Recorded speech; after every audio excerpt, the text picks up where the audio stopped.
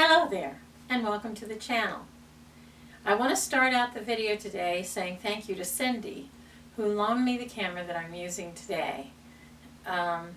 This is the first week where I've fallen short on my self-imposed deadlines to get these videos online, so this one's a little bit late, but it's not going to be very long. I haven't had a chance to line up an interview.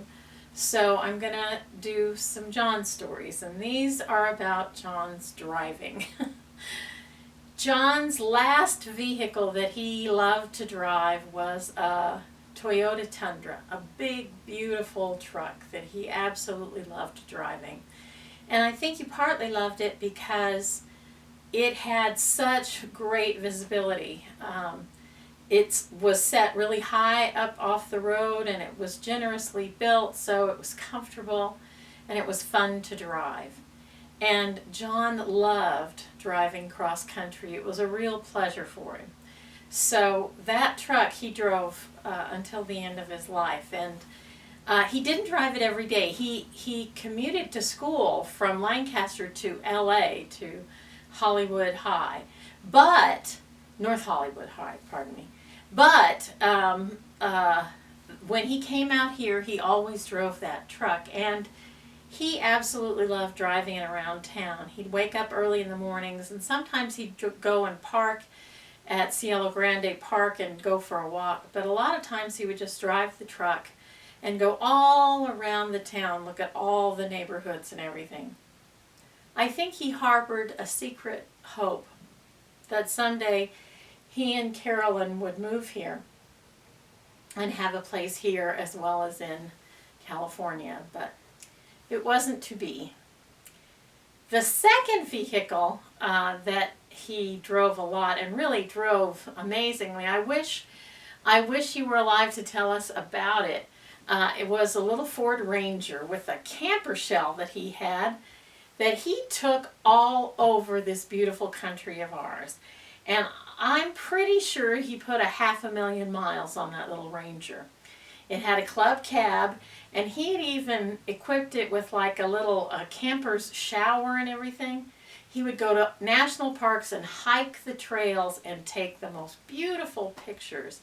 He loved photography, and that sort of came naturally in the family.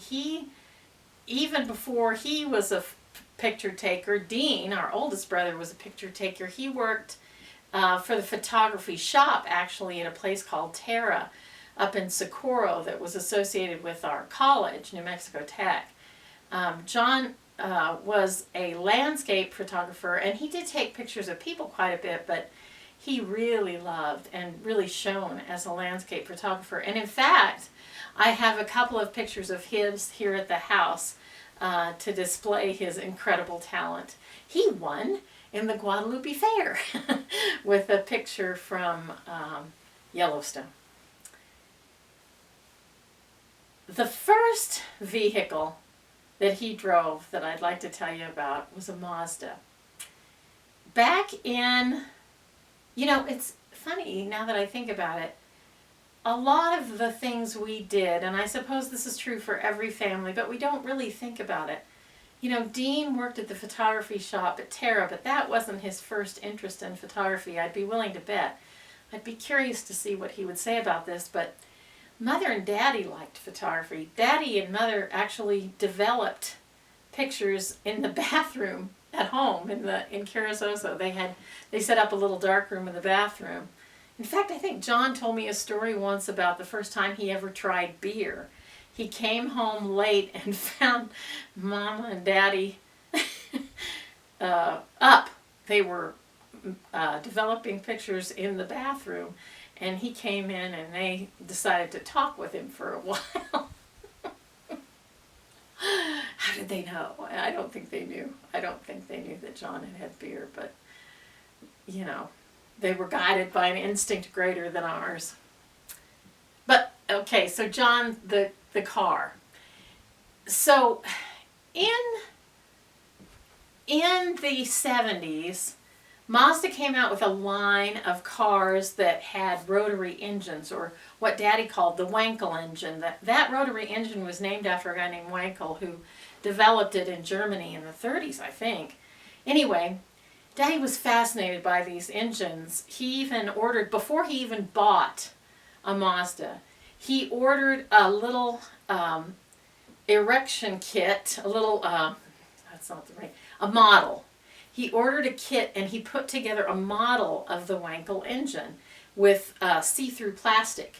He put it together, and he was fascinated by it. He just was fascinated by it. And that was kind of what Daddy was like. He liked new technology, was interested in it.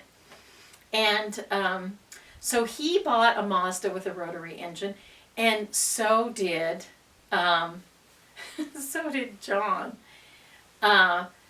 So the thing about the rotary engine is it can move really fast. I mean, really fast. Those Mazdas with the rotary engine are like race cars. And I won't go into my story about the rotary car. You know, I should tell that story probably next Friday. But anyway, John had this Mazda, and he was driving it up past Santa Rosa into Puerto de Luna. And he was driving too fast on this curvy gravel road, and he went so fast the car turned over. But these cars were so perfectly made for racing, it didn't flip over like, you know, you hear of a rollover accident. It wasn't like that. It rolled over and just laid on its top. He wasn't hurt at all, but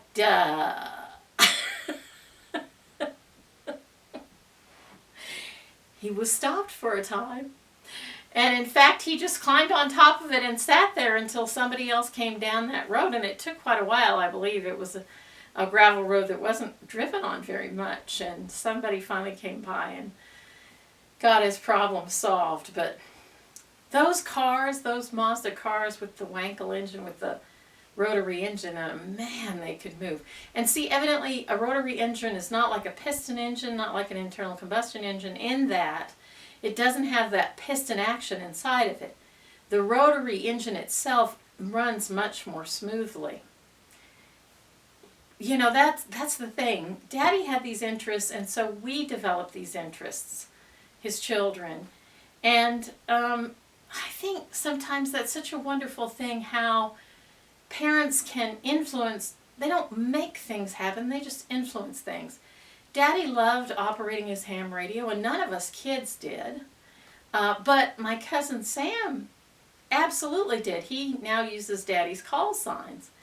So it's interesting how our lives get influenced by our family, and how much our family helps us live sort of gloriously. When we have a really good family, you can depend on them to introduce you to so many beautiful and amazing things. You know, John was kind of a wild child for a time in his life, but he loved driving, and he was very good at it.